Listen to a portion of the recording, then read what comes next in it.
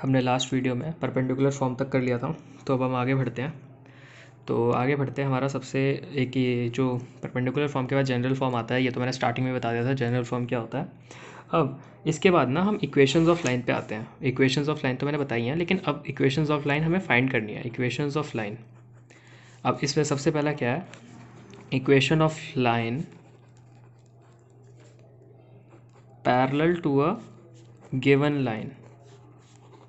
मतलब अगर एक लाइन गिवन है a1x plus b1y plus c is equal to zero, अगर ये गिवन है तो इसकी पैरेलल लाइन क्या होगी? ठीक है, इसकी पैरेलल लाइन क्या होगी? इसकी पैरेलल लाइन सेम होगी, a1x plus b1y plus k is equal to zero. अब तुम बोलोगे यहाँ पे c है, यहाँ पे k है। मैं बोलूँगा यार ये दोनों कांस्टेंट हैं, लेकिन अगर पैरेलल लाइन होती है ना तो उसमें ये कोएफिशिएंट सेम होते हैं, लेकिन ये चेंज हो जाता है। For example 2x plus 3y plus 6 is equal to zero, 2x plus 3y plus 9 is equal to zero. ये दोनों पैरेलल हैं। कैसे? अब तुम ये बोलोगे यार कैसे, तो मैं बोलूँगा स्लोप चेक कर लो भाई। तुम इसका स्लोप चेक किया, इसका स्लोप क्या आया?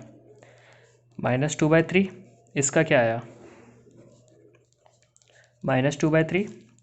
m1 is equal to m2। Parallel है, बस यही चीज़ है। अगर आपको equation of a line parallel to a given line बताना है तो सेम होता है, ये दोनों सेम होंगे, बस ये कांस्टेंट चेंज हो जाता है। ठीक है, यही दिक्कत है बस। अब अगली वाली पे आते हैं। अगला क्या है, equation of a line perpendicular to a given line. ठीक है, इसका मतलब क्या है, अगर एक गिवन लाइन है ax plus b y plus c is equal to zero. ठीक है, अगर ये एक गिवन लाइन है तो इसका परपेंडिकुलर जो होगा, मतलब इस लाइन के जो परपेंडिकुलर लाइन होगी उसको हम कैसे लिखेंगे? उसको हम लिखेंगे, ये है गिवन और ये है required, bx minus a y plus c is equal to zero. ये है आंसर, ये होगा। ठीक है, equation of line perpendicular to a given line क्यों होगा बता देता हूँ। अब मान लो एग्जांपल लेते हैं, 2x plus 3y plus 6 is equal to zero. ये एक लाइन है। क्या है? ये एक लाइन है। सॉरी, यहाँ पे k होता है, कांस्टेंट चेंज हो जाता है। कांस्टेंट चेंज यार, कांस्टेंट का कोई मतलब फ़र्क नहीं पड़ता है, हमें बस ये दोनों को देखना होता है। ठीक है, अगर equation of line perpendicular to a given line, ये गिवन लाइन है, इसका आंसर क्या आएगा? bx minus a y plus k is equal to zero. Constant change हो जाता है यार, कांस्टेंट चेंज होता है। अगर कांस्टेंट चेंज नहीं होगा तो क्या होता है ना, वो सेम लाइन बन जाती है। मतलब पैरेलल की बात कर रहा हूँ मैं। अगर मान लो इन दोनों का कांस्टेंट सेम है ना तो ये एक ही लाइन होगी, लेकिन अगर कांस्टेंट अलग है तो इन दोनों क्या होता है, इसका मतलब क्या होता है, दो लाइन अलग अलग हैं। ये दो लाइन अलग अलग हैं, पैरेलल हैं, तो समझ गए ना, ये दो लाइन पैरेलल हैं इसलिए इनके कांस्टेंट अलग हैं। अगर ये लाइन है और दूसरी लाइन भी इसी के ऊपर मैं ऐसे बना दूँ तो ये सेम हो जाएगी। इसका ये 2x plus 3y minus plus 6 ले लो इजक्वल टू ज़ीरो। तो इसके ऊपर जो दूसरी लाइन है ना उसका भी यही होगा, 2x plus 3y plus 6 is equal to zero. तो कांस्टेंट चेंज क्यों होता है? क्योंकि दो अलग अलग लाइन है तो इसलिए कांस्टेंट चेंज होता है। यहाँ पे भी परपेंडिकुलर में भी इसलिए कांस्टेंट चेंज होता है क्योंकि ये दो अलग अलग लाइन है। तो अगर मान लो एग्जांपल हम ले रहे थे, इसका ऐसे करना है, ये आएगा आंसर, ये होता है। अगर हमें इसका एग्जांपल लेते हैं तो इसका आंसर क्या आएगा? इसका आंसर आएगा 3x minus 2y plus 8 is equal to zero.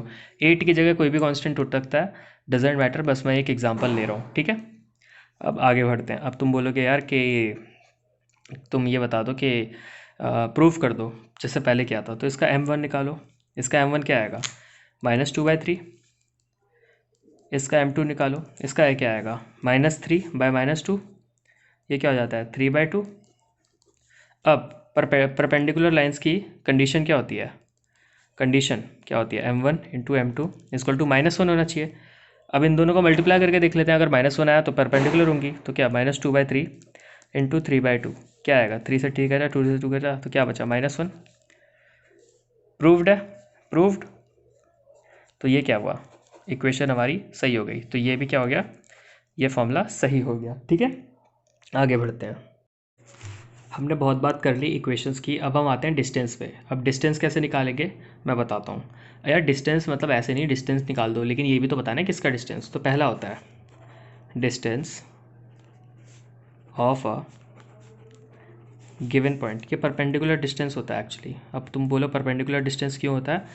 Perpendicular distance इसलिए बिकॉज कोई भी चीज़, दो चीज़ों का अगर डिस्टेंस निकालना है तो उनका जो परपेंडिकुलर डिस्टेंस होता है ना वो सबसे कम होता है। तो हम क्या कोशिश करते हैं जो डिस्टेंस है वो सबसे कम निकालें, वरना इन दोनों का डिस्टेंस तो ऐसे भी निकाल सकते हैं, ये भी डिस्टेंस है, लेकिन इनका जो ये परपेंडिकुलर डिस्टेंस है ये सबसे छोटा होगा। तो हम एक्चुअली में क्या करते हैं, परपेंडिकुलर डिस्टेंस निकालते हैं हमेशा, क्योंकि हमें छोटे से छोटा डिस्टेंस चाहिए, वरना बड़े से बड़ा तो कितना भी हो सकता है यार, समझ रहे हो ना। तो हम परपेंडिकुलर डिस्टेंस निकालते हैं, perpendicular distance of a given point. तो मान लो ये एक लाइन है और ये एक गिवन पॉइंट है एक्स और वाई, चलो ठीक है।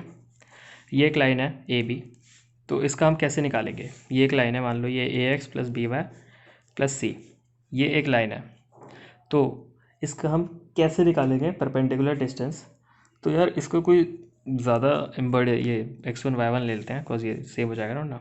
तो ठीक है, सिंपल, एक पॉइंट है x1 y1 और एक ये इक्वेशन है, ये एक लाइन है जिसकी इक्वेशन ये है, तो इसका परपेंडिकुलर डिस्टेंस क्या होगा? तो फॉर्मूला क्या होता है? फॉर्मूला होता है आपका ax1 plus by1 plus c upon under root a² plus b² और क्या, मॉड। अब तुम बोलोगे मॉड क्यों लिया? क्योंकि भाई डिस्टेंस कभी नेगेटिव नहीं हो सकता है, समझ आए। एग्जांपल ले लेते हैं, find the distance of the given point 3,4 from the line 3x plus 4y plus 6 equal to 0, ठीक है। अब तुमसे पूछा है इस पॉइंट का इससे डिस्टेंस निकालो, तो जैसे मैंने फॉर्मूला बताया था, फॉर्मूले में जैसे जैसे पुट करते जाओ, तो डिस्टेंस क्या आएगा?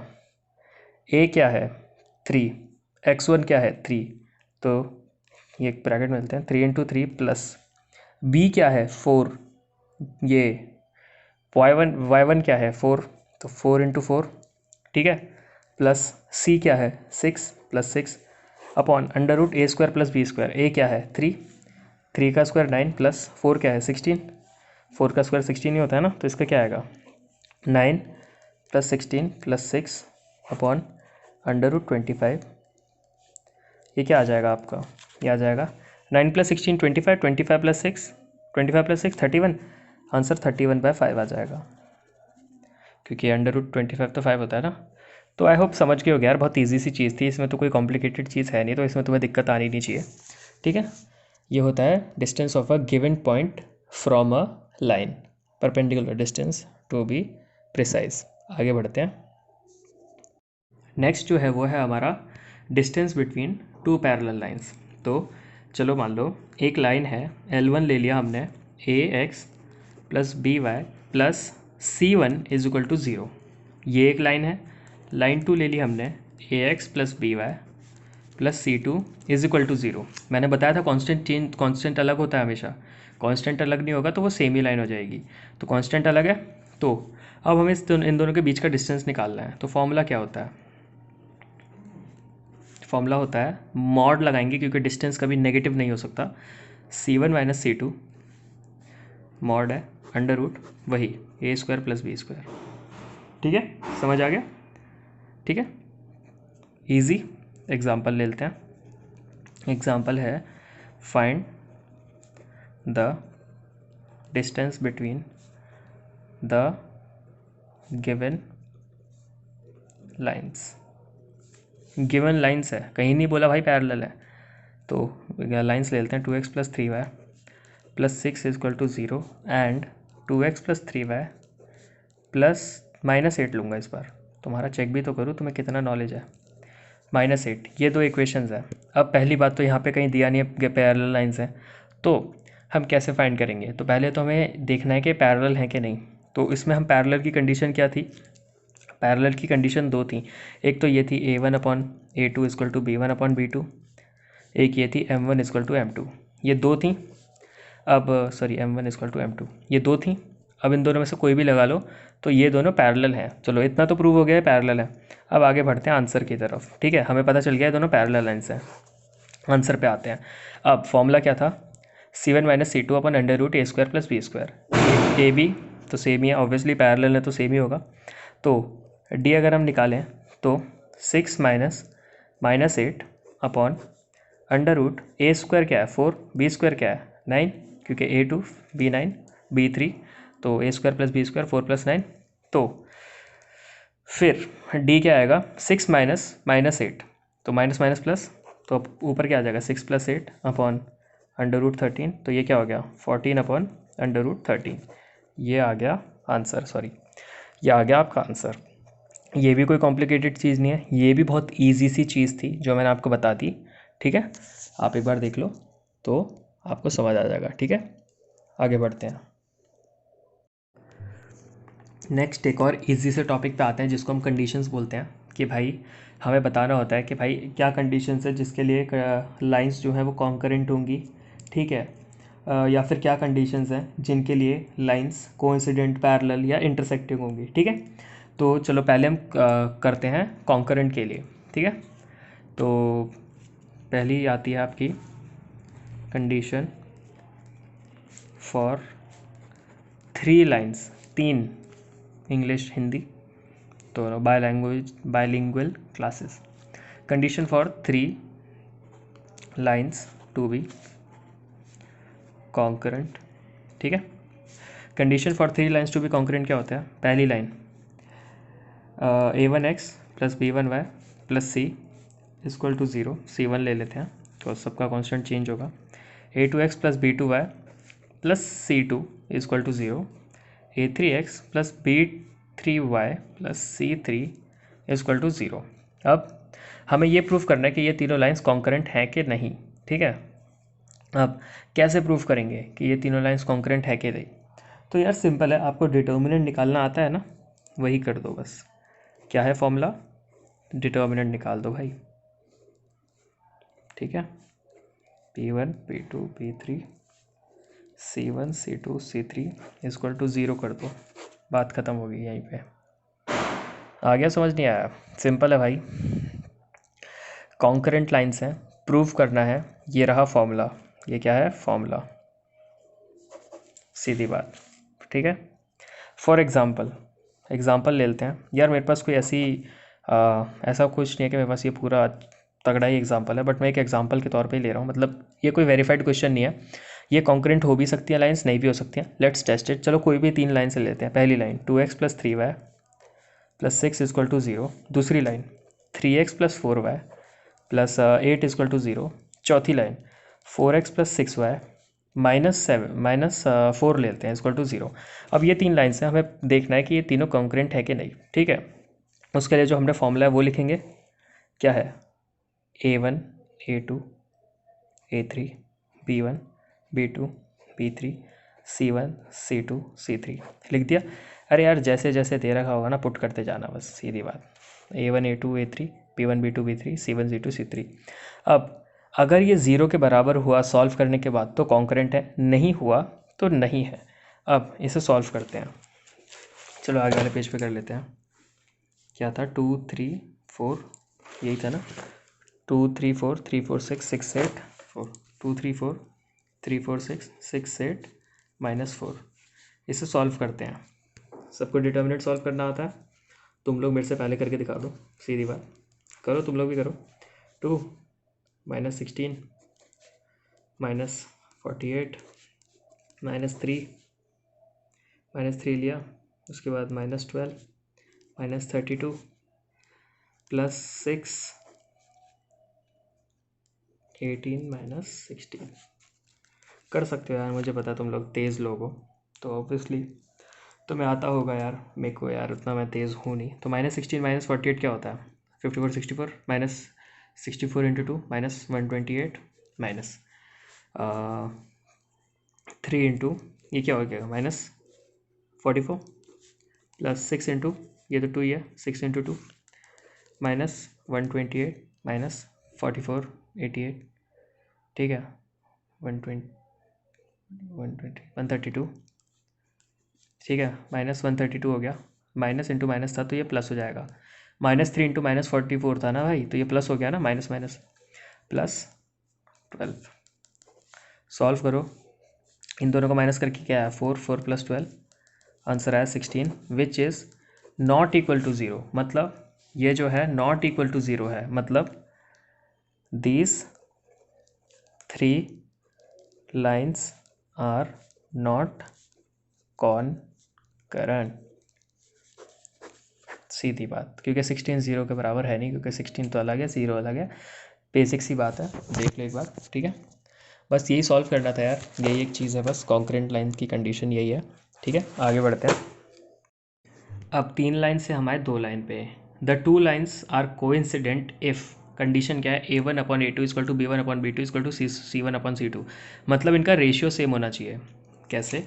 एग्जाम्पल से लेता हूँ, जल्दी समझ आएगा। चलो एक लाइन है 2x प्लस 3y, 4 ले लेते हैं, 4y plus 6 equal to 0, 4x plus 8y plus 12 equal to 0। अब हमें ये प्रूव करना है कि भाई ये कॉन्करेंट है कि नहीं।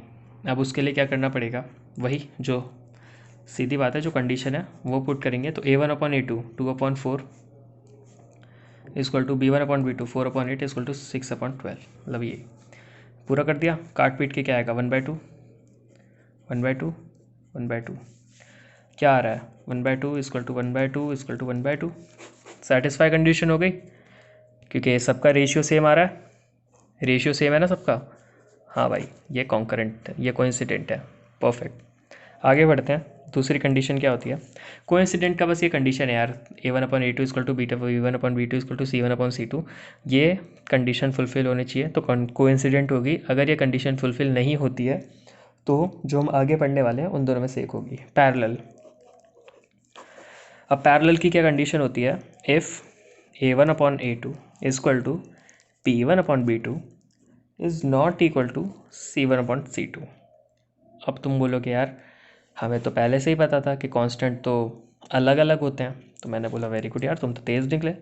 चलो अब एग्जांपल लेता हूँ। मान लो फॉर एग्ज़ाम्पल 2 लाइन्स हैं, 2x plus 3y plus 6 equal to 0, 4x plus 6y, और इसे इधर ले लेते हैं प्लस 14 इक्वल टू 0, 14 ले लेते हैं, ठीक है।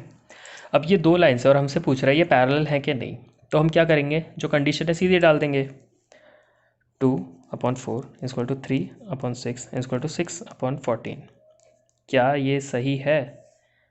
क्या ये तीनों इक्वल हैं? नहीं भाई, ये जो है वो इक्वल नहीं है, कॉज ये तो 1/2, ये भी 1/2, और ये क्या हो गया 3/7। तो 1/2 equal to 1/2 is not equal to 3/7, hence these are parallel lines. ठीक है, आई होप समझ आ गया होगा यार, बहुत ईजी है। पैरेलल लाइन्स ऐसी होती हैं, उनका बस कांस्टेंट चेंज होता है, बाकी ये जो होते हैं ना A1 upon A2 B1 upon B2 ये सेम रहते हैं। कॉज मैंने अभी तुम्हें पहले भी बताया था सबसे स्टार्टिंग में वीडियो के, जब हमने कंडीशन फॉर पैरेललिज्म किया था कि भाई पैरेलल कब होंगी, पैरेलल तभी होंगी जब M1 इक्वल टू M2 होगा, या तो क्या बोलते हैं आपका A1 upon A2 equal to B1 upon B2 होगा। अब अगर हम तुम M से पता करना चाहते हो तो ये क्या होगा -2/3, इसका क्या आएगा -2/3, ये M1 आएगा, इसका क्या आएगा -4/6, उसको क्या लिखते हैं -2/3। सेम है ना दोनों, तो ये पैरेलल है, सीधी बात। ठीक है, ज़रूरी नहीं है कि ये 2x plus 3y plus 6 equal to 0 है, तो यहाँ पे भी 2x plus 6y, sorry 2x plus 3y plus 14, मतलब यहाँ पे कांस्टेंट तो सेम नहीं होता, तो यहाँ पे भी 2x, यहाँ पे भी 3y होना चाहिए। नहीं, यहाँ पे अगर 8x है तो यहाँ पे अगर 24y है तो भी ये सही होगा। सॉरी, यहाँ पे अगर 12y होगा, ठीक है, बिकॉज वो 1/4 इक्वल टू 1/4 इक्वल टू 3/7 हो जाएगा। ठीक है, एग्जाम्पल खुद ही समझ लो यार, एक और दे देता हूँ, कन्फ्यूज़ मत हो यार, इतना मत कन्फ्यूज़ होगा करो। 2x plus 3y plus 6 equal to 0, और यहाँ पे है मान लो 8x प्लस 12y प्लस 18, चलो 18 ले लेते हैं, इक्वल टू 0। अब तुम बोलोगे पैरेलल है कि नहीं, मैं तो बोल दूंगा भाई है, मैं तो देखते ही बता दूंगा है। अब तुम कैसे बोलोगे, तुम सीधा कर दोगे 2/8 equal to 3/12 is not equal to 6/18। क्यों, ये 1/4, ये 1/4, ये 1/3, 1/4 equal to 1/4 is not equal to 1/3। सीधी प्रूव हो गई कि ये पैरेलल है। ठीक है, ऐसे करते हैं, आगे बढ़ते हैं जल्दी से, बिकॉज ये तो ईजी सा है यार, ये तो बहुत बेसिक सी चीज़ है, इंटरसेक्टिंग। इंटरसेक्टिंग इफ़, इसकी क्या कंडीशन है, A1/A2 is not equal to B1/B2। इसका तो सीधा फंडा है भाई कि हमारा कुछ इक्वल होता ही नहीं भाई, तुम जो मर्जी कर लो। कैसे? फॉर एग्जांपल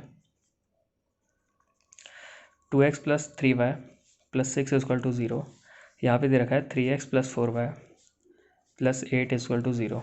अब तुमसे को बोले कि भाई ये इंटरसेक्टिंग है कि नहीं, अब तुम इसमें क्या करोगे, जो कंडीशन दे रखी है वो 2/3 is not equal to 3/4, hence they are intersecting. Condition fulfil हो गई ना, सीधी बात। तो यार ऐसे होती हैं, ये कंडीशंस होती हैं, एग्जांपल दे के भी मैंने समझा चुका है बस। लेकिन अगर तुम बुक्स में जाओगे तो सिर्फ ये 3 लाइन में ऐसे दे दिया होता है, बट मैंने ये इन पे तुम्हारे लिए 2 पेज बर्बाद किए। तो तुम एक और बार देख लो, कोइंसिडेंट कब होंगी, जब ये तीनों इक्वल होंगे। पैरेलल कब होंगी, जब ये इक्वल नहीं होगा। और इंटरसेक्टिंग कब होंगी, जब ये स्टार्टिंग की इक्वल नहीं होंगे उनके, तो यही इक्वल नहीं होते हैं। ठीक है। अब एक और चीज़ इंटरसेक्टिंग लाइन से ना मैं बताना चाहता हूँ, डिस्टेंस वाले में आके, कि distance of a given point तो हमने देख लिया था, डिस्टेंस बिटवीन 2 पैरेलल लाइंस भी देख लिया था, लेकिन तुमने कभी सोचा डिस्टेंस बिटवीन, यहाँ लिख देता हूँ, डिस्टेंस बिटवीन 2 इंटरसेक्टिंग लाइंस क्या होता है? सोचो। Sorry, distance between 2 intersecting lines क्या होता है? अब तुम बोलोगे यार क्या होता है भाई, बता, तूने इसका फॉर्मूला बताया नहीं। मैं बोलूँगा बेवकूफ़ों, ये एक लाइन है L1, ये एक लाइन है L2, अगर ये इंटरसेक्ट कर रही हैं तो इनका क्या डिस्टेंस है, ज़ीरो हुआ ना, कॉज ये दोनों तो देखो टच कर रही है ना। अगर मान लो ये उंगली ये दोनों तो अभी अलग हैं, तो ये दोनों तो मान चलो यहाँ, ये मत देखना, ये दोनों की बात कर रहा हूँ मैं, ये दोनों तो अलग अलग हैं, तो इनके बीच डिस्टेंस है, ये दोनों पास आ गए, डिस्टेंस तो कुछ है ही नहीं ना, बस ये बीच में है, लेकिन वो डिस्टेंस हम नहीं मानेंगे कॉज ये दोनों यहाँ से जॉइंट है। सेम यहीं पे सीन है, ये देखो, ये क्रॉस कर गए एक दूसरे को, तो हमेशा इंटरसेक्टिंग लाइंस का वो क्या होता है, ज़ीरो होता है। बस मैं बताना चाहता था, मुझे पता है यार तुम लोगों को पता होगा, बट मैं बताना चाहता था, ज्ञान मिल रहा है, ले लो, फ्री का है, क्या जा रहा है, आगे बढ़ते हैं। अभी जो एक बहुत इंपॉर्टेंट टॉपिक है वो है foot of perpendicular an image, ये काफ़ी इंपॉर्टेंट है, तो इसको हम देखते हैं। तो सिंपल है यार, फुट ऑफ परपेंडिकुलर जिसको एच के लेते हैं हम, drawn from a point x1 y1 on the line ax + by + c = 0। इसका क्या फॉर्मूला होता है? इसका फॉर्मूला ये होता है h - x1/a is equal to k - y1/b is equal to minus ax1, ये ब्रैकेट में होता है ax1 + by1 + c upon a² + b²। कुछ समझ आया? फुट ऑफ परपेंडिकुलर बता देता हूँ, जैसे ये एक लाइन है, ए भी एक लाइन है, यहाँ पे एक पॉइंट है, ये पॉइंट है x1 y1, ये एक लाइन है ax + by + c। यहाँ से जो हम परपेंडिकुलर खींचेंगे यहाँ लाइन तक, ये जो होगा ये फुट ऑफ परपेंडिकुलर, ये एच के, ये हमें निकालना होता है, इसका फॉर्मूला ये होता है। ठीक है, एग्जांपल लेते हैं, आपको समझ आ जाएगा, पर एक बार आप फिर भी देख लो, रीड कर लो वापस से। ठीक है, एक पॉइंट से परपेंडिकुलर खींचा गया, उस पॉइंट को हमें निकालना है एच के को, उसका फॉर्मूला ये होता है। एग्जांपल लेते हैं, समझ आ जाएगा। For example, find foot of perpendicular from point 3,4 on the line 2x + 3y + 6 = 0। ठीक है, ये है according to formula.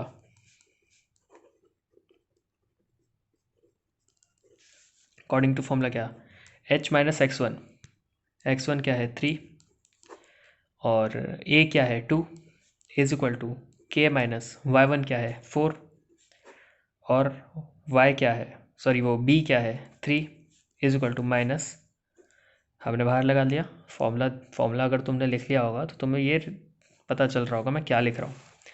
h - x1 upon a, k - y1 upon b is equal to minus a क्या है 2 इंटू ए एक्स वन था, ए x one क्या है 3 plus B क्या है 3, वाई वन क्या है 4, देख रहे हो ना, b y one 3 into 4 plus 6 upon a square plus b square, a square क्या होता है 2 का स्क्वायर 4, बी क्या है 3 का square 9।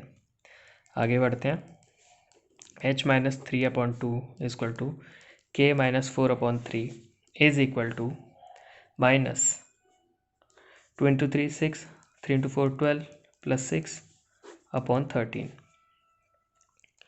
h minus 3 by 2 is equal to k minus 4 by 3 is equal to minus 6 6 12, 12 plus 12 24, 24 upon 13 minus 24 by 13। ये आया आपका, ठीक है। अभी ये आया है, अभी हमें क्या करना है, सॉल्व करना है। क्या पता कैसे करना है, h निकालने के लिए पहला h minus 3 upon 2 equal to minus 24 by 13 है, ये एक साइड ले लेते हैं, और k minus 4 upon 3 equal to minus 24 by 13 है, ये एक साइड ले लेते हैं। अब सॉल्व करते हैं, पहले 2 को उधर ले जाते हैं, h minus 3 equal to 2 into minus 24 by 13, h minus 3 equal to minus 48 by 13, 3 को उधर ले गए, h equal to minus 48 by 13 plus 3। ठीक है, तो ये सॉल्व कर लेना यार, ये तो तुम सॉल्व कर लोगे, तो ये सॉल्व करके क्या आएगा 39, ये आ जाएगा आपका माइनस 9 बाई 13, ये h आ गया। अब k के लिए k माइनस 4 इक्वल टू 3 उधर ले गए, तो minus 24 3 into minus 24 by 13, k minus 4 equal to minus 24 क्या हो जाएगा minus 72 by 13, k equal to minus 72 by 13 plus 4, solve कर लेना, क्या आएगा 52 20 minus 20 by 13 answer. Foot of perpendicular क्या आ गया, फुट ऑफ परपेंडिकुलर क्या आ गया, h comma k equal to minus 9 upon 13 comma minus 20 by 13। It was just an example to make you understand कि करना कैसे है, होता कैसे है। ये रहा एग्जाम्पल, ठीक है। अब ये तो है फॉर्मूला से, ट्रिक पे आते हैं, कैसे करना है इसे छोटे तरीके से, अभी बता देता हूँ। देखो यही सेम क्वेश्चन है, क्वेश्चन क्या है वही है, ये रहा पॉइंट 3,4, ये रही लाइन 2x plus 3y plus 6 equal to 0, पूछा क्या है foot of perpendicular, same question है, ये निकालना है। और तुम्हें ऑप्शंस दिए होंगे, एग्ज़ाम में ऑप्शन दिए होंगे, पहला minus 9 by 13 comma minus 10 by 13, दूसरा minus 8 by 4 sorry minus 8 by 13 comma minus 9 by 13, तीसरा minus 9 by 13 comma minus 20 by 13, D minus 20 by 13 comma minus 10 by 11। Example दे रहा हूँ भाई, समझ लेना, ये तुम्हें भी पता और मुझे भी पता है। यहाँ से जो हमने लास्ट टाइम ये मेथड किया था कि आंसर क्या है, यहाँ से तुम्हें भी पता चल गया, मुझे भी। समझा रहा हूँ, बात समझो, ये नहीं कि आंसर हमें तो पता ये है, ये टिक करो आगे बढ़ो ना, देख लो कैसे करना है। शॉर्ट ट्रिक बता रहा हूँ, शॉर्ट ट्रिक कैसे करना है। अब एक लॉजिक वाली बात समझो, यहाँ पे ये एक लाइन है ए बी, ये एक पॉइंट है x1 y1। अगर हम यहाँ से परपेंडिकुलर खींचते हैं इस लाइन के ऊपर, तो ये फुट ऑफ परपेंडिकुलर है h के, ठीक है। और ये लाइन की इक्वेशन क्या है, ax plus b y plus c. अब एक बात सोचो, ये फुट ऑफ परपेंडिकुलर कहाँ लाई कर रहा है, बताओ कहाँ लाई कर रहा है, इस लाइन के ऊपर लाई कर रहा है नहीं कर रहा। तो ये जो पॉइंट्स हैं ये इस लाइन को सेटिस्फाई करेंगे नहीं करेंगे, करेंगे ना। मैंने स्टार्टिंग में ही आपको ये जो पहली वीडियो मैंने डाली थी पार्ट 1, उसमें बताया था, अगर ये एक लाइन है ए बी, इसके ऊपर जितने पॉइंट्स होंगे ना वो इस ए बी की लाइन को सेटिस्फाई करेंगे। अगर ये ए बी है, मान लो ये है 2x plus 3y minus 4 equal to 0, ठीक है। ये एक इक्वेशन दे रखी है मान लो आपको, ठीक है। अब जो भी पॉइंट्स यहाँ इस लाइन पे होंगे ना वो इस इक्वेशन को फॉलो करेंगे, समझ रहे हो। जितने भी पॉइंट्स होंगे 1 2 3 4 5 6 7 8 कितने भी, ये एक इक्वेशन एग्जांपल ले रहा हूँ। ये ए बी लाइन है, इस ए बी लाइन पे जितने अनगिनत पॉइंट्स हैं वो सब इसकी लाइन की जो इक्वेशन होगी, मान लो इस लाइन की इक्वेशन कुछ भी है, इस लाइन की इक्वेशन है 3x + 4y और -7 = 0। ठीक है, अब इस लाइन पे जितने भर पॉइंट्स होंगे ना वो इसको सेटिस्फाई करेंगे। मान लो इस पे एक पॉइंट है 1,1,1, तो अब अगर ये एक पॉइंट है 1,1 इस पूरी लाइन पे जिसकी इक्वेशन ये है, 1,1 को इसमें डालते हैं, 3 1 + 4 -7 = 0, सेटिस्फाई हो रहा है, मतलब ये पॉइंट इस लाइन पे लाइन कर रहा है। मेरे कहने का मतलब क्या है, मेरे कहने का मतलब ये है कि जो भी पॉइंट्स एक लाइन पे लाई करते हैं वो उस लाइन की इक्वेशन को सेटिस्फाई करते हैं। उस लॉजिक को मैं यहाँ अप्लाई अगर करता हूँ तो इस पॉइंट से अगर हमने यहाँ परपेंडिकुलर ठोपा, मतलब परपेंडिकुलर डाला, तो ये पॉइंट कहाँ लाई करेगा, लाइन के ऊपर लाई करेगा, तो मतलब ये एच के जो है वो इस लाइन को सेटिस्फाई करेंगे। अब मेरी बात यहाँ देख लो ध्यान से, इन चारों ऑप्शन में से 1 2 3 4, इन चारों ऑप्शन में से ऐसे कौन से 2 पॉइंट्स हैं जो इस लाइन को सेटिस्फाई कर रहे हैं, बताओ। ऐसे कौन से 2 पॉइंट्स हैं जो इस लाइन को सेटिस्फाई कर रहे हैं, सारे पॉइंट डाल के देखो, सारे पॉइंट डाल के देखो, मैं बता रहा हूँ सारे डालना, ठीक है, सारे पॉइंट डालना। कौन सा ऐसा पॉइंट है जो इस लाइन को सेटिस्फाई कर रहा है, सोचो। जैसे मैंने यहाँ पे इस पॉइंट डाल के देख बताया ऐसे करना है, तुम भी डालो कैसे करते हैं, पॉइंट डालो इसमें। चलो पहला पॉइंट डालते हैं, 2 × -9/13 + 3 × -10, 3 × -10/13 + 6 = 0। तो ये क्या होगा, -18/13 + 3 × 10 -30/13। एलसीएम ले लेंगे तो ये 13 × 6 क्या होता है बताओ, 13 × 6 78 होता है ना। क्या ये सेटिस्फाई हो रही है इक्वेशन, खुद सोचो, नहीं हो रही होगी भाई। -48 + 78, क्या ये = 0 है, नहीं है, ये पॉइंट नहीं है। सीधी बात, जैसे मैंने ये वाला पॉइंट यहाँ डाला है ना, इस वाले पॉइंट को डाल लेना, ये पॉइंट इसको सेटिस्फाई कर जाएगा, आंसर सी आ जाएगा। इतना लंबा चौड़ा सॉल्यूशन जो अभी किया था ना, ये इतना लंबा चौड़ा सॉल्यूशन फुट ऑफ परपेंडिकुलर निकालने के लिए, इसकी कोई ज़रूरत नहीं है। क्या करना है, सीधा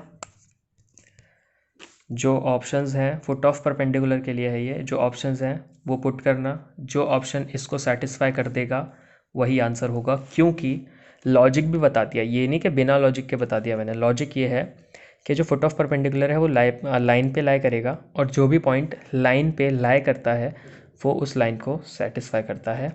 उस तरीके से जो भी फुट ऑफ परपेंडिकुलर होगा, इन चारों में से जो भी फुट ऑफ परपेंडिकुलर होगा वो इस लाइन को सेटिस्फाई करेगा। एंड वो ये पॉइंट है, अगर तुम इन दोनों पॉइंट्स को इसमें डालोगे तो ये इस लाइन को सेटिस्फाई करेगा। That is why foot of perpendicular निकालने का सबसे इजी तरीका क्या है, चारों ऑप्शंस को लाइन में पुट करो, जो सेटिस्फाई कर देगा वही फुट ऑफ परपेंडिकुलर होगा। ठीक है, तो ये है हमारा फुट ऑफ परपेंडिकुलर, बताया मैंने कैसे करते हैं। ये फॉर्मूला एग्जाम्पल दिया था पूरा बड़ा सा, फॉर्मूला यूज़ करना चाहते हो फॉर्मूला यूज़ कर लो, तुम्हारी मर्ज़ी है, कोई दिक्कत नहीं है। जुगाड़ यूज़ करना चाहते हो जिसे ट्रिक कहते हैं, वो ये रहा, चारों ऑप्शन को लाइन में पुट करो, जो सेटिस्फाई कर गया वही आंसर, एंड ऑफ डिस्कशन। आगे बढ़ते हैं। नेक्स्ट जो है वो है image H, K formed by point x1 y1 on line A = इसका फॉर्मूला क्या होता है।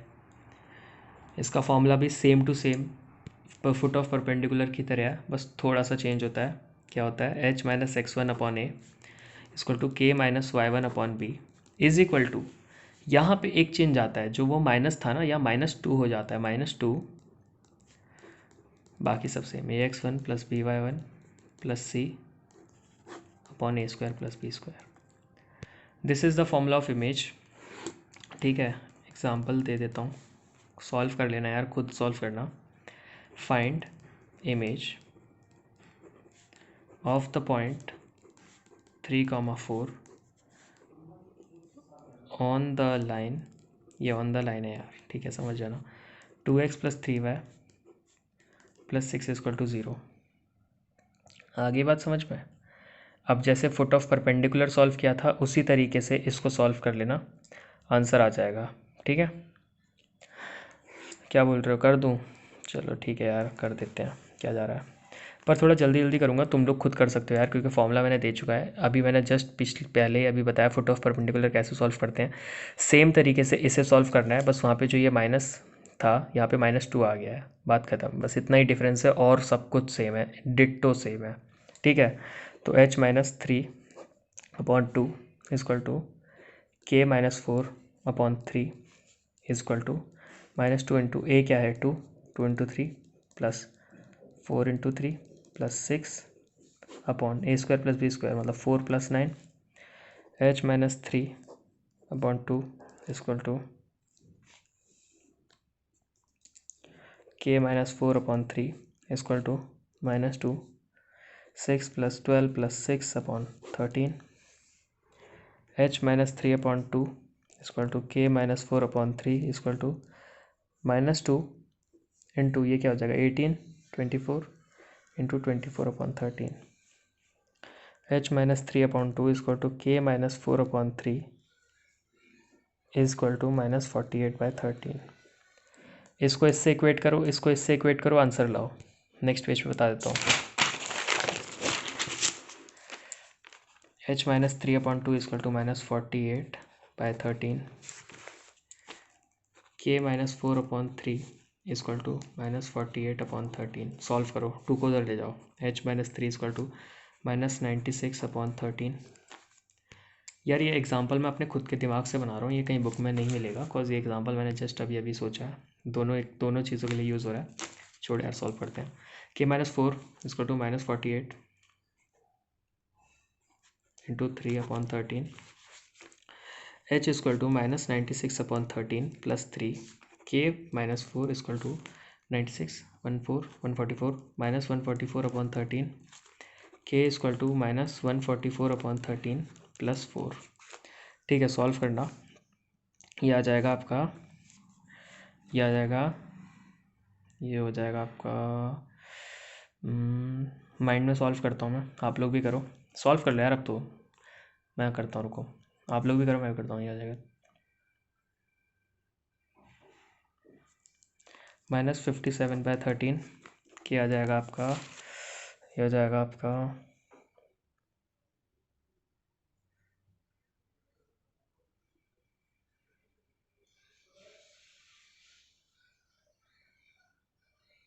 52 8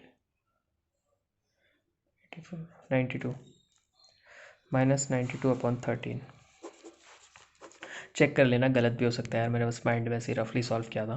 तो ये आ गई इमेज। अब इमेज क्या हो गई आपकी, image equal to -57,13।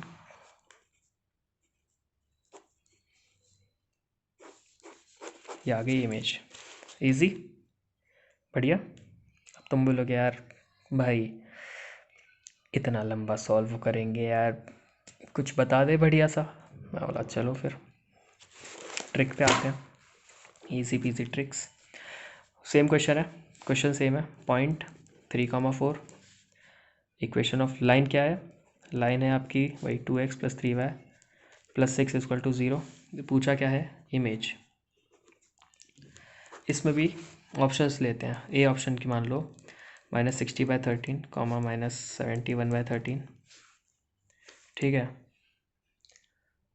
Sorry, B -61/13।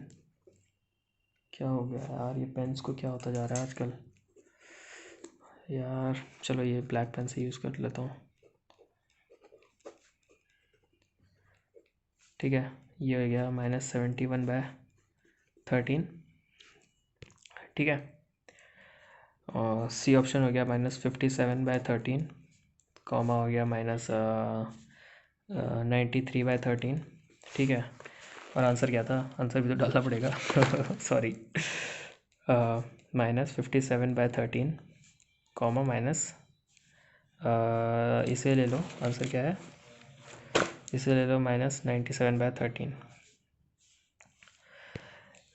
Question है find the image from the point 3,4 on the line this. अब तुम बोलोगे इसमें भी वही है, चारों ऑप्शन इसमें पुट कर दो, जो सेटिस्फाई करके आंसर आ जाएगा। मैं बोलूँगा गलत बे, गलत। ना ना ना ना ना, कॉन्सेप्ट समझो। ये लाइन है ए बी, ये पॉइंट है 3,4। इसकी इमेज कहाँ होगी? यहाँ पे। फिज़िक्स थोड़ी बहुत पढ़ी होगी यार, मिरर के सामने खड़े होते तो जितना आगे बनती है उतना पीछे भी बनती है। तो यही सीन है। तो यहाँ पे जो इमेज है वो यहाँ बनेगी, एच कॉमा के यहाँ बनेगा। ठीक है, जितना डिस्टेंस ये होगा, ठीक है, उतना ही डिस्टेंस यहाँ होगा। तो इससे हमें क्या पता चलता है, जो ये बीच का पॉइंट है, ये इन दोनों पॉइंट्स का मिड पॉइंट है। क्या है? 3,4 और एच कॉमा के का ये जो पॉइंट है मिड पॉइंट है। और ये कहाँ अप्लाई कर रहा है? लाइन पे। ऑब्वियसली लाइन को सेटिस्फाई करेगा, लाइन पे अप्लाई, वो क्या कहते हैं, लाइन पे लाई कर रहा है। तो मैंने बोला एक काम करो, ये जो पॉइंट है इनका, इन चारों के साथ मिड पॉइंट निकालो। क्या करो? इस पॉइंट का चारों के साथ मिड पॉइंट निकालो। चारों के साथ जब मिड पॉइंट निकालोगे, जो मिड पॉइंट्स आएंगे उसको इनमें, उस मिड पॉइंट को इस लाइन में डालो। जो मिड पॉइंट इसको सेटिस्फाई कर गया वही ऑप्शन होगा। समझ रहे हो मेरी बात? समझ रहे हो भाई? नहीं समझ रहे? अबे यार, सब करके दिखाना पड़ता है। चलो बताता हूँ। ये एक 3,4 है, ये एक ऑप्शन है ए। पहले इस ऑप्शन और इन दोनों का मिड पॉइंट निकालो। मिड पॉइंट क्या होगा? मिड पॉइंट फॉर्मूला बताया था ना भाई। मिड पॉइंट फॉर्मूला वही x1 + x2/2, y1 + y2/2। Apply कर दो। -60/13 + 3/2, ये हो गया x, और y क्या हो गया? ये हो गया -71/13 + 4/2। इसका मिड पॉइंट क्या आएगा? ये हो गया आपका 1339 -21/13/2। ये सॉल्व करके -21/13 होगा, 13 नीचे ले जाना तो हो जाएगा -21/26। यहाँ पे क्या होगा? यहाँ पे होगा 52 9 19 -19/13/2। 30 नीचे ले जाना, ये क्या आ जाएगा? -19/26। अब ये जो मिड पॉइंट आया है ना, वो ये है, ये है। अरे मैं ये नहीं बोल रहा यही है, पर मतलब मैं बता रहा हूँ एग्जांपल के तौर पे। अब जो मिड पॉइंट्स आएंगे ना, ये चारों के साथ जो मिड पॉइंट्स आएंगे वो ये पॉइंट निकाल रहे हैं हम, एक्चुअली ये पॉइंट निकाल रहे हैं। जो पॉइंट, जो जिन चारों के साथ जो ये पॉइंट्स आएंगे, अब इस पॉइंट को, ये जो आया है उसको इस लाइन में डाल दो। अगर सेटिस्फाई हो गया तो आंसर ये हो जाएगा, अगर नहीं हुआ तो ये आंसर नहीं होगा। उसके बाद ये वाला ट्राई करना। ठीक है, 3,4 और इन दोनों का मिड पॉइंट निकालो। मिड पॉइंट निकालने के बाद उस मिड पॉइंट को इस लाइन में डालो। अगर सेटिस्फाई करता है तो आंसर यही होगा। ठीक है, अब यहाँ लिख देता हूँ क्या करना है।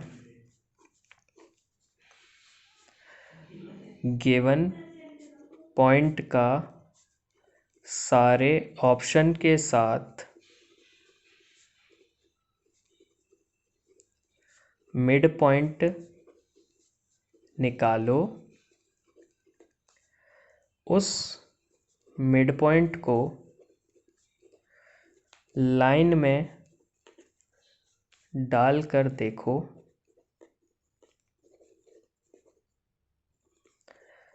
अगर सेटिस्फाई होता है तो फिर वही ऑप्शन आंसर है। गिवन पॉइंट का सारे ऑप्शंस के साथ मिड पॉइंट निकालो। यहाँ पे मिड पॉइंट्स निकालो। मिड पॉइंट्स को इस इक्वेशन में डालो। अगर वो मिड पॉइंट्स इस इक्वेशन को सेटिस्फाई करते हैं तो जिस ऑप्शन का मिड पॉइंट सेटिस्फाई करेगा वही आंसर होगा। इसका मिड पॉइंट और इन दोनों का मिड पॉइंट क्या आया? ये आया। और लेकिन ये है ना, वो इस लाइन को सेटिस्फाई नहीं करेगा। इसके साथ ट्राई करना, इसका और इसका मिड पॉइंट निकालोगे ना, तो जो भी इन दोनों का मिड पॉइंट आएगा वो इस लाइन को सेटिस्फाई कर देगा। तो आंसर ये होगा। ठीक है, ये एक शॉर्ट ट्रिक है, ये तभी तुम्हें आएगा जब तुम प्रैक्टिस प्रैक्टिस प्रैक्टिस करोगे। प्रैक्टिस का मतलब क्या है, पॉइंट दिया होगा, सारे ऑप्शंस का मिड पॉइंट निकालना, जो मिड पॉइंट सेटिस्फाई कर गया आंसर वही होगा। ठीक है, बात समझ आ गई? नहीं समझ आई ना, एक बार वीडियो रिपीट कर लेना, आराम से समझ आ जाएगी। ठीक है, देख लो एक बार। और अगर ये बात ना समझ आए ना, कोई बात नहीं है, ये रहा फॉर्मूला, कर लेना भाई, तुम्हारी मर्ज़ी। और अगर समझ आ गई हो तो तुम्हारे फ़ायदे की बात है। तो मैंने तुम्हें अभी फुट ऑफ परपेंडिकुलर और क्या कहते हैं इमेज दोनों की ट्रिक समझाई। तो अब आगे बढ़ते हैं कुछ और छोटी छोटी चीज़ों पे। नेक्स्ट एक जो इम्पोर्टेंट टॉपिक हम करने वाले वो है equation of a line through intersection of two lines. मतलब क्वेश्चन क्या बोलेगा आपको, मैं एग्जांपल दे रहा हूँ। क्वेश्चन क्या होगा, find the equation of a line through the intersection of कोई भी दो लाइन्स दे देगा, a x plus b y, a one b one plus c one equal to zero and a two x plus b two y plus c two equal to zero and the point x one y one. ये question देगा आपको, जैसे कि मैंने बोला था ये question देगा आपको ऐसा। तो इसका फॉर्मूला क्या होता है, इसका फॉर्मूला ये होता है। ठीक है, हर बुक में मिल जाएगा आपको ये फॉर्मूला। तो फॉर्मूला तो ये होता है, लेकिन इसको जब तुम सॉल्व करोगे ना लंबे लंबे मेथड से, तो मतलब ये काफ़ी ना बड़ा बड़ा चौड़ा चौड़ा हो जाता है। ये तुम कहीं भी मिल जाएगा यार, ये मेथड सॉल्व करना तुम कहीं भी ढूंढ लेना, तुम्हें हर जगह मिल जाएगा। लेकिन मैं यहाँ पे हूँ ताकि तुम्हें वो लंबे लंबे मेथड्स ना करने पड़े। तो चलो मैं तुम्हें यही बता देता हूँ करना क्या होता है। अगर मान लो तुम्हें क्वेश्चन दिया, find the equation of line through the intersection of 2x plus 3y plus 6 equal to zero. यार ये तो एग्ज़ाम्पल है, जस्ट एग्ज़ाम्पल ले रहा हूँ, फिर भावनाओं में मत बह जाना। ठीक है, and 3x plus 4y plus 8 equal to zero and passing through point 3,4। ये क्वेश्चन दे रखा होगा आपको, ये बढ़िया सा क्वेश्चन होगा और यहाँ पे चार ऑप्शन होंगे ए बी सी डी। यहाँ पे दिया होगा 2x प्लस मान लो 5y plus is minus 6 equal to zero. यहाँ पे दिया होगा चलो ये 3x plus 4y minus 25 equal to zero. यहाँ पे दिया होगा 4x plus 3y minus 25 equal to zero. यहाँ दिया होगा 2x plus 9y minus 18 equal to zero. ऐसे कुछ भी ऑप्शन दिए होंगे, जस्ट एन एग्जांपल भाई। ये मत सॉल्व मत करने लग जाना कि इन दोनों का इंटरसेक्शन तो इन चारों में से कुछ भी नहीं है, तुम तो झूठ बोल रहे हो। जस्ट एन एग्जांपल दे रहा हूँ, बस एग्जांपल से समझ लो कि करना क्या है। अगर ऐसा क्वेश्चन आता है तो आपसे बोलेगा find the equation of a line through the intersection of this and passing through this. ये आई ना बात, ये दिमाग में डाल लो, बस ये चीज़ डाल लो, क्वेश्चन भूल जाओ बस। पासिंग थ्रू दिस 3,4 पूरा क्वेश्चन इतना लंबा चौड़ा, आंसर सिर्फ एक लाइन में है, वो इसमें पासिंग थ्रू दिस। मैंने अभी बताया था, 2-3 बार बता चुका हूँ, ये एक लाइन है। अगर इस लाइन पे कोई पॉइंट है तो वो पॉइंट इस लाइन की इक्वेशन को सेटिस्फाई करेगा। ये जो इक्वेशन होती है इसको सेटिस्फाई करेगा। और वो यहाँ क्या दे रखा है, पासिंग थ्रू पॉइंट, मतलब ये जो लाइन है वो इस पॉइंट के पास कर रही है, 3,4 से पास कर रही है। तो मतलब ये पॉइंट इस लाइन पे लाई कर रहा है, समझ रहे हो ना। ये पॉइंट है और कोई लाइन अगर इससे ऐसे पास करेगी तो ऑब्वियसली ये जो पॉइंट इस लाइन पे लाई करेगा ना, तभी तो पास कर रही है। तो वही बात है, ये जो 3,4 है इस पॉइंट पे लाई कर रहा है, मतलब इस लाइन पे लाई कर रहा है।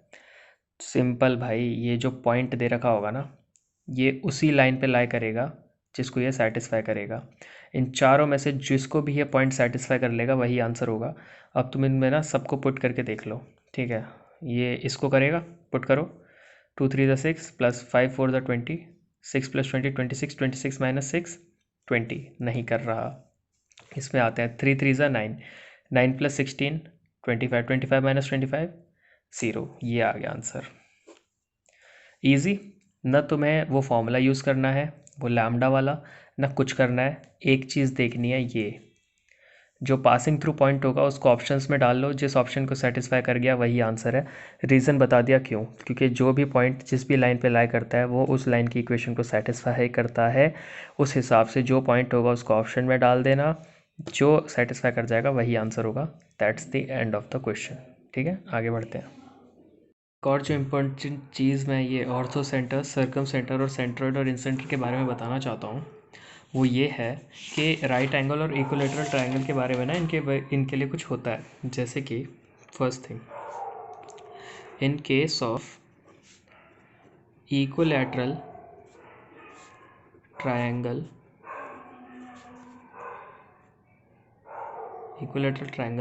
all four points lie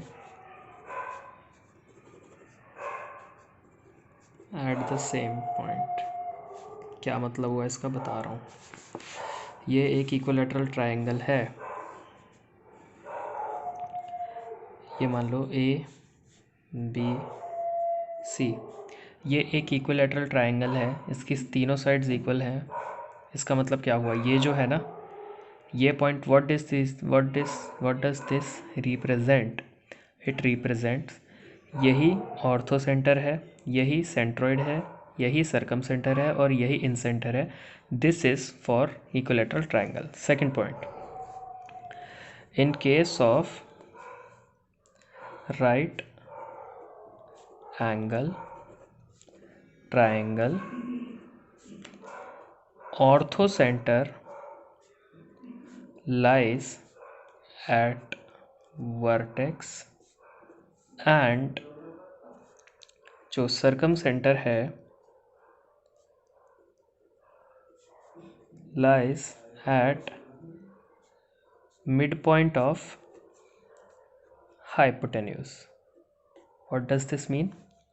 ये एक ट्रायंगल है, राइट एंगल, ठीक है, राइट एंगल ट्रायंगल है ए और ये बी सी ले लो। अब इसमें ये मिड पॉइंट ऑफ हाइपोटेन्यूस इधर क्या होगा, यहाँ सर्कम सेंटर होगा। Vertex, in case of right angle ortho centre lies at vertex, vertex क्या होता है, ये यहाँ क्या होगा, ऑर्थो सेंटर। ठीक है, एक क्वेश्चन इन दोनों के बेसिस पे जल्दी जल्दी करवा देता हूँ ताकि आप लोगों को समझ आ जाए। ठीक है, क्वेश्चन है फाइंड द इन सेंटर। ठीक है, फाइंड द इन सेंटर। एक सेकंड में क्वेश्चन देख लेता हूँ, मुझे क्वेश्चन याद नहीं यार। Find centre of triangle with vertices 0, 0, 2, 0, 2, 0 and 1, √3। अब इसका इंट सेंटर फाइंड करना है। अब इस ट्रायंगल को अगर तुम ढंग से देखो तो कैसे बना होगा, 0, 0 तो यहाँ होगा और 2, 0 यहाँ पे होगा, है ना, और 1√3 कुछ यहाँ पे कहीं होगा 1√3। मतलब ऐसे मैंने ट्रायंगल बना लिया। अब सबसे पहला जब भी तुम्हें ऐसा कुछ बोले ना, incentre of a triangle या फिर कुछ भी बोले, incentre, orthocentre, circumcentre, कुछ भी फलाना ठिकाना बोले, एक चीज़ करना, पहले तीनों साइड चेक कर लेना इक्वल है कि नहीं। मतलब पहले क्या करना है, check whether it is equilateral और नॉट। अब मैं पहले ही बता रहा हूँ, डिस्टेंस फार्मूला से तीनों साइड निकाल लेना। इन दोनों ये डिस्टेंस फार्मूला अगर तुम जब अप्लाई करोगे ना, तो ये साइड, ये साइड, ये साइड, ये तीनों साइड इक्वल आएंगी। क्या आएंगी, इक्वल। अब मैंने तुम्हें बताया था इक्विलैटरल ट्रायंगल का सीन क्या होता है, ABC। इक्विलैटरल ट्रायंगल के क्या होता है, जो एक पॉइंट होता है ना, centroid, circumcentre, orthocentre, incentre, सब एक ही पॉइंट पे लाई करते हैं। ठीक है, अगर इक्विलैटरल ट्रायंगल है उसका तुम्हें इन सेंटर, ऑर्थो सेंटर सब कुछ भी पूछा हो, सिंपली सेंट्रॉइड निकाल लेना, क्योंकि भाई एक ही पॉइंट है ना। अब तुम सेंट्रॉइड निकालो चाहे इन सेंटर निकालो, बात तो एक ही, कॉज एक ही पॉइंट है। तो इन सेंटर फाइंड करने का तो भाई बहुत बड़ा लंबा फॉर्मूला है, तो हम एक काम करेंगे, इसका ना वो निकाल लेते हैं, क्या कहते हैं, इसका सेंट्रॉइड निकाल लेते हैं। सेंट्रॉइड का क्या फॉर्मूला था, सेंट्रॉइड का था x1 plus x2 plus x3 upon 3, same for y1 plus y2 plus y3 upon 3। Centroid निकाल लेंगे। सेंट्रोइड कैसे निकालेंगे? 0 प्लस 2 प्लस 1 अपॉन 3 कॉमा, और y क्या होगा? 0 प्लस √3 अपॉन 3। क्या आ जाएगा ये? 1 कॉमा √3 अपॉन 3 हो जाएगा। इसको काट देंगे तो क्या हो जाएगा? 1 अपॉन √3। समझते हैं ना कैसे? √3 अपॉन 3 क्या होता है? ये √3 इंटू 3 तो होता है, √3 इंटू √3 क्या होता है? 3। ठीक है, तो एक √3 से एक √3 कट दिया तो 1/√3 बच गया ना, तो वही है। तो आंसर क्या हो गया? 1/√3। तो आंसर क्या आ जाएगा? 1 कॉमा 1/√3। ये आपका इन सेंटर, यही आपका आंसर होगा। ये इन सेंटर भी होगा, ये सेंट्रॉइड भी होगा, ये ऑर्थो सेंटर भी होगा, और ये सर्कम सेंटर भी होगा। ठीक है, कॉज ये जो ट्राइंगल है ये इक्विलैटरल ट्राइंगल है। समझ गए? आगे बढ़ते हैं, दूसरे क्वेश्चन देखते हैं। एक और क्वेश्चन है बढ़िया सा। क्वेश्चन है find ortho centre and circum centre of a triangle formed by line x upon 6 plus y upon 8 is equal to 1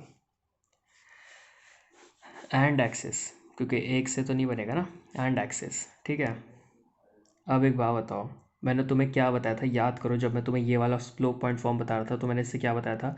इससे तुम्हें मैं डायग्राम बनाना सिखा दूंगा। अब इससे डायग्राम कैसे बनेगा? पहले तो ये खींच लो एक, ये y एक्सिस, ये x एक्सिस। x को कहाँ पे काट रहा है? 6 पे। y को कहाँ पे काट रहा है? 8 पे। ये है वो लाइन। ठीक है, ये तो वो है, क्या बोलते हैं, ये तो ये इक्वेशन जो है ना वो ये लाइन है। ठीक है, ये जो इक्वेशन थी वो तो ये लाइन हो गई। एंड एक्सिस मतलब ये y axis and x axis, ये तीन, ये y एक्सिस, x एक्सिस और ये जो लाइन है, इन तीनों को मिला के जो ट्राइंगल बना है उसका हमें ortho centre and circum centre find करना था। अब तुम इस डायग्राम को ध्यान से देखो तो ये क्या बन रहा है? ये राइट एंगल ट्राइंगल है ऑब्वियसली, और ये तो ओरिजिन है। तो ये क्या बन रहा है? ये क्या बन रहा है? Right angle triangle. और अभी तुम्हें बताया था राइट एंगल ट्राइंगल का ऑर्थो सेंटर कहाँ पे होता है? वर्टेक्स पे। तो इसका ऑर्थो सेंटर का आंसर क्या हो गया? ऑर्थो कहाँ पे हो गया? 0,0 वर्टेक्स पे। और सर्कम सेंटर कहाँ होता है? Mid point of hypotenuse. अब इसका मिड पॉइंट कैसे निकालोगे? इसका मिड पॉइंट कैसे निकालोगे? सिंपल है यार, ये पॉइंट क्या है? 6। तो इसका मतलब क्या हुआ? इस पॉइंट को हम कैसे लिखेंगे? 6,0 ऐसे लिखेंगे ना, अगर हम इसे एक्सिस के फॉर्म में लिखेंगे तो, कॉज यहाँ x है 6 और y 0, 6,0 ही लिखते हैं ना इसे। और इसे क्या लिखते हैं? 0,8 ऐसे ही लिखते हैं। अब इन दोनों पॉइंट्स का मिड पॉइंट निकाल लो, वो सर्कम सेंटर होगा। सर्कम क्या होगा? 0 + 6 अपॉन 2 कॉमा 8 + 0 अपॉन 2 मतलब 3, 4। करेक्ट आंसर आ गया, बात ख़त्म। बस यही चीज़ मुझे बतानी थी, ये इंपॉर्टेंट चीज़ थी। ठीक है, और एक और चीज़ मैं अभी बता देता हूँ। जो इमेज है एंड रिफ्लेक्शन है, बोथ आर सेम।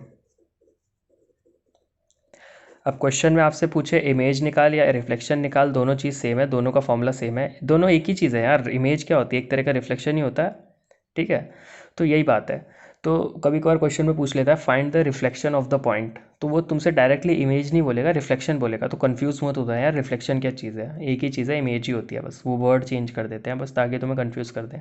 ठीक है, आज की वीडियो हम यहीं तक रख रहे हैं ताकि आप लोगों को अच्छे से समझ आए। अच्छे से ये सारे कॉन्सेप्ट रिवाइज करना, सारी चीज़ें अच्छे से प्रैक्टिस करना, पिछली वीडियो भी देखना, और ये सब इंपॉर्टेंट है। I hope it helps. Thank you very much.